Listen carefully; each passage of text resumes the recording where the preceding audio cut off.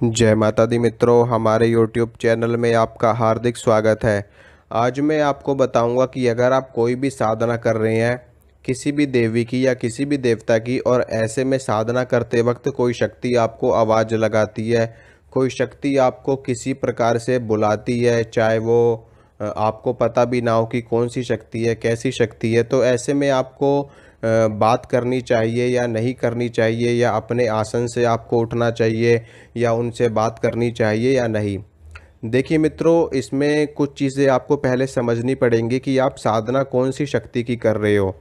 अगर आप किसी महाविद्या की साधना कर रहे हो, जैसे कि माता काली, माँ तारा, माँ भुवनेश्वरी या माँ दुर्गा की आप साधना कर रहे हो, या भगवान शिव की साधना कर रहे हो, या फिर हनुमान जी की साधना कर रहे हो, और भगवान विष्णु की साधना कर रहे हो, सबसे पहली चीज़ तो मैं आपको ये बताना चाहता हूँ कि अगर आप अपने घर पे रहकर ही साधना कर रहे हो, तो ऐसे में आपके पास कोई शक्ति आए, ऐसा बहुत ही कम चांस होता है। मुश्किल से 1% या 2% चांस ही ऐसे होते हैं कि अगर आप अपने घर पे साधना कर रहे हो तो कोई भी शक्ति आकर के आपको आवाज़ लगाए या कोई भी शक्ति आपको बुलाए। लेकिन हाँ, अगर आप कोई भी साधना अपने घर के बाहर करते हो, कहीं पे नदी के किनारे कर रहे हो, कहीं किसी पर्वत पे कर रहे हो, या फिर किसी ऐसी एकांत वीराने में कर रहे हो साधना, कहीं किसी जंगल में कर रहे हो, कहीं अपने खेत खलियान में बैठ के कर रहे हो, या कहीं भी ऐसी ऐसे शांत और एकांत वातावरण में आप साधना कर रहे हो, तो वहाँ पर ऐसे चांस बहुत ज़्यादा बढ़ जाते हैं।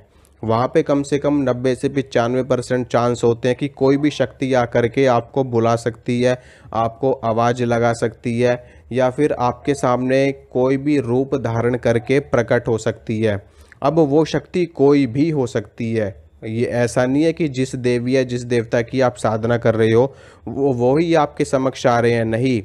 क्योंकि जिनकी आप साधना करोगे सबसे लास्ट में ही उनका आगमन होता है, लेकिन उनके आगमन से पहले तमाम तरह की शक्तियां आपके पास आती हैं, आपके आसपास आती हैं, आपके समक्ष आती हैं। और इसमें ऐसा भी नहीं है कि आपके इष्ट देव या आपकी इष्ट देवी उनको भेज रही हैं, ऐसा भी नहीं होता।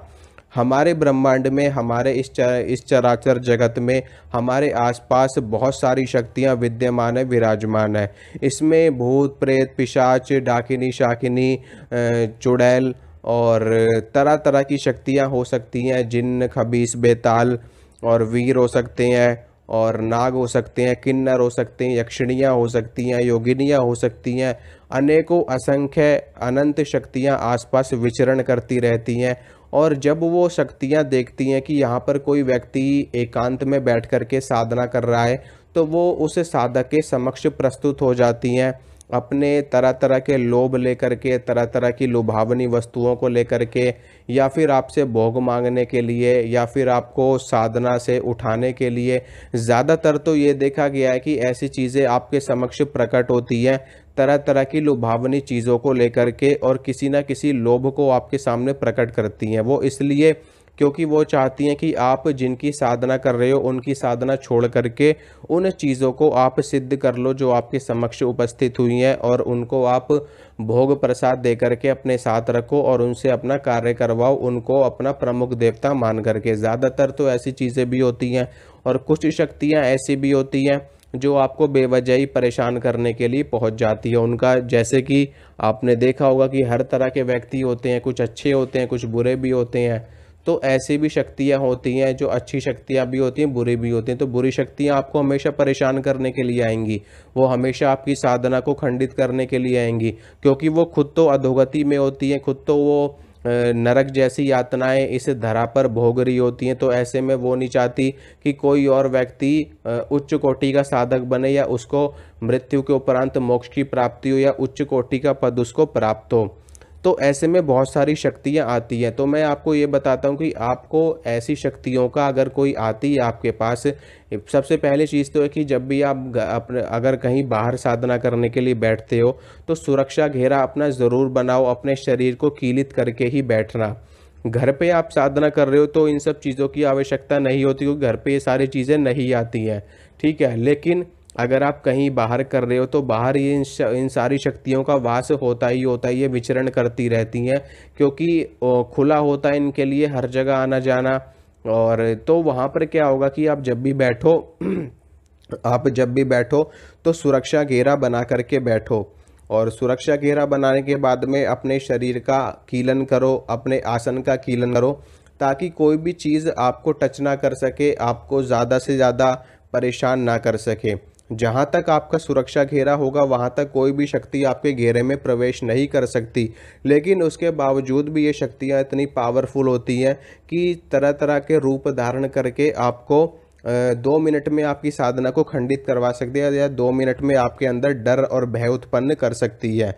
क्योंकि कई तरह की चीज़ें होती, कई तरह के ये छलावे छलती हैं, आपको छलने की कोशिश करती हैं, कई तरह के रूप बना लेती हैं। कभी सांप बन जाती हैं, कभी बिच्छू बन जाती हैं, कभी आपके सामने भैंस का रूप धारण कर लेती हैं, कभी शेर का रूप धारण कर लेती हैं।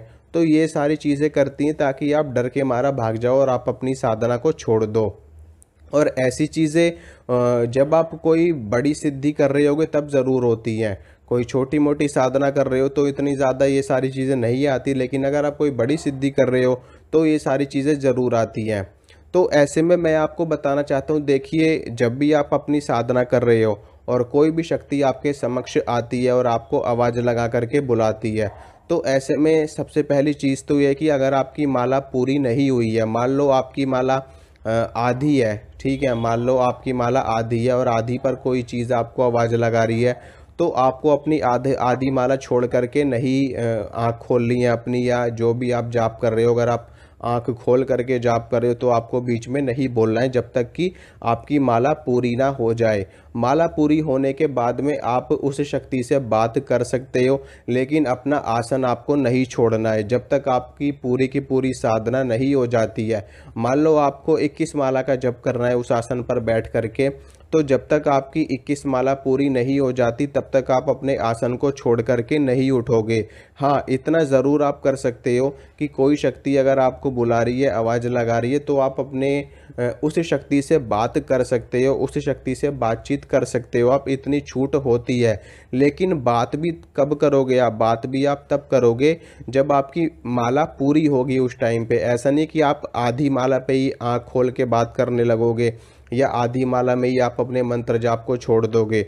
कम से कम आपकी माला पूरी होनी चाहिए, लेकिन फिर भी उसमें भी आप अपना आसन नहीं छोड़ोगे, सिर्फ आप उस शक्ति से बात करोगे, उससे पूछोगे कि आप कौन हो, आपको क्या चीज़ चाहिए, आप किस लक्ष्य से यहाँ पर उपस्थित हुए हो, आप उनसे पूछ सकते हो, बात कर सकते हो। हो सकता है आपके इष्ट देव की कोई शक्ति हो, या हो सकता है आपके इष्ट देव स्वयं आपके सामने आकर के खड़े हो गए हो और आपको बुला रहे हो, और ऐसे में अगर आप जवाब नहीं दोगे तो आपके इष्ट देव चले जाएंगे, तो दोबारा से आपके समक्ष नहीं आएंगे। तो इसलिए उनसे वार्ता करनी पड़ती है। कोई और शक्ति है तो आप उनसे हाथ जोड़ करके निवेदन कर सकते हो कि मैं आपको किसी भी तरह से परेशान नहीं कर रहा हूँ, मैं अपने इष्ट देव की साधना में हूँ, कृपया करके आप मेरा मार्ग छोड़ दीजिए और मैं अपने इष्ट देव की साधना में लीन हूँ और आप यहाँ से जा सकते हैं। तो इस तरीके से बहुत सारी चीज़ें आती हैं। कई बार भूत प्रेत भी सामने आ जाते हैं डराने के लिए, तो आपको डरना नहीं है, भय नहीं करना, आपको उनसे बातचीत करनी है। उसके बाद में आप दोबारा से अपनी साधना में लग जाइए। वो सब की सब चीज़ें जो कुछ भी वो करेंगे वो सुरक्षा घेरा के बाहर तक ही, सुरक्षा घेरा के अंदर उनका पैर रखने की या अंदर आने की हिम्मत तक नहीं होगी। तो आप बात कर सकते हैं, लेकिन आपको अपना आसन नहीं छोड़ना। बात करोगे तो आपकी कम से कम माला पूरी होनी चाहिए उस टाइम पे, ठीक है। आपकी साधना जब तक पूरी ना हो तब तक आपको अपना आसन नहीं छोड़ना है। जब आपकी साधना पूरी हो जाए तो आप उसके बाद उठ करके बातचीत भी कर सकते हो, और जो कुछ भी वहाँ पे जानकारी आपको प्राप्त होगी या जो कुछ भी भोग प्रसाद आपको देना होगा वो भोग प्रसाद आप वहाँ पर दे सकते हो, और आगे की सिद्धि आप वहाँ पे दोबारा से कर सकते हो। तो ये सारी चीज़ें होती हैं। लोगों के मन में प्रश्न होता है कि मान लो हम मंत्र जाप कर रहे हैं, कोई चीज़ हमारे सामने आ गई, तो हम उससे बात करें या ना करें, या हम उनसे नहीं, बात तो करनी ज़रूरी है। बात करनी ज़रूरी, क्या पता कौन सी अच्छी शक्ति भी सामने आ जाए आपके सामने। मान लो आप माँ दुर्गा की साधना कर रहे हो, माँ दुर्गा की योगिनी सामने आ जाए, वो आपसे बात करने लगे, ठीक है, माँ दुर्गा की कोई यक्षिणी आपके सामने आ जाए, वो आपसे बात करने लगे, या माँ दुर्गा स्वयं आपके सामने आ जाए, तो फिर तो आप साधना में इतने लीन हो, आप तो आँख ही नहीं खोलोगे, आप तो उनसे बात ही नहीं करो, तो वो शक्ति रुष्ट होकर के चली जाएगी। फिर वो शक्ति दोबारा आपके समक्ष नहीं आएगी। क्योंकि शक्तियाँ, जब हम शक्तियों का आवाहन करते हैं तो शक्तियाँ आती हैं, लेकिन अगर हम उनसे बातचीत नहीं करते, हम उनको भोग प्रसाद नहीं देते, तो शक्तियाँ रुष्ट भी हो जाती हैं। क्योंकि आप किसी का आवाहन कर रहे हो और आप उनसे बात नहीं कर रहे हो, आप उनको भोजन के लिए कुछ नहीं दे रहे हो, तो रुष्ट तो होंगी होंगी। जैसे आपके घर में कोई मेहमान आया, आपने उनसे ना चाय पूछी ना पानी पूछा, तो आपके मेहमान को बुरा लगेगा या नहीं लगेगा? आगे से वो आपके घर आएगा? बिल्कुल भी नहीं आएगा। तो इसी तरह से शक्तियाँ होती हैं। हाँ, बुरी शक्तियाँ भी आती हैं और अच्छी भी आती हैं। कैसी भी शक्ति आ सकती है, इसके बारे में कुछ भी कहना एकदम मतलब असंभव के समान है। ठीक है, मैं यहाँ से ऐसा कुछ भी नहीं आपको कह सकता, क्योंकि जब आप साधना करोगे तो कौन सी शक्ति आ जाए कौन सी नहीं आ जाए कुछ नहीं पता, कोई नहीं कह सकता। यहाँ तक कि आपके गुरु भी नहीं कह पाएंगे इस चीज़ को कि कौन सी चीज़ सामने आ जाएगी। वहाँ पर तो आप ही को हैंडल करना पड़ेगा अपने विवेक से, अपनी बुद्धि से, अपनी समझ से। तो यही है जानकारी। वीडियो को लाइक कर देना, वीडियो को शेयर कर देना, चैनल को सब्सक्राइब कर देना। मिलूंगा आपसे अगली वीडियो में। जय माता दी।